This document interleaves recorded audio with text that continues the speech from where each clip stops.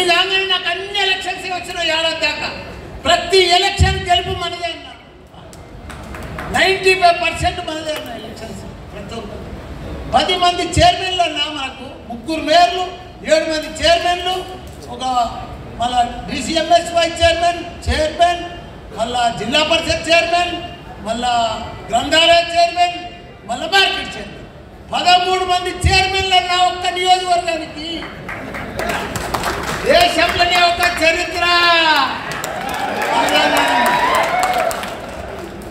దానికి ఎన్ని పనులన్నా, జవహర్ నగర్ అని ఉన్నదన్నా, ఏమీ లేదా.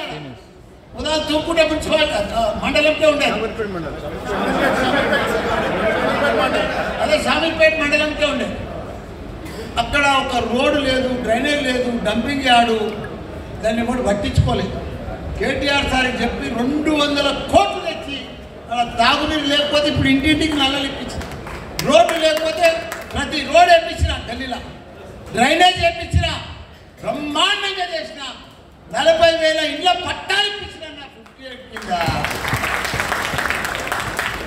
ప్రతి మున్సిపాలిటీ కూడా అద్భుతంగా తీసింది. ఇక పోతే 61 గ్రామాల్లో అన్నారు మాకు. 61 గ్రామాలలో కూడా చాలా మట్టుకు చేసినాం. కాకపోతే ఆ గ్రామ సర్పంచ్ల తన పైసలు లేవు, గ్రామాలలో పైసలు లేవు. హరితారం బాగా చేసిండ్రు, క్రీడా మైదానాలు పెట్టిండ్రు, ట్రాక్టర్ కొన్నారు, ట్రాలీ కొన్నారు, గ్రేవ్ యార్డ్ ఉన్నది, డంపింగ్ యార్డ్ ఉన్నది, అన్నీ ఉన్నాయి. పాఠశాలలు బాగానే చేసుకున్నాం.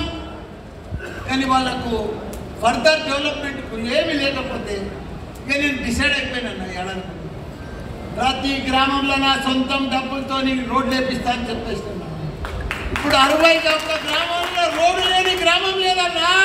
మా చెల్లెళ్ళకి, అక్కలకి ఎవరికి మట్టంటకుండా చేసిన.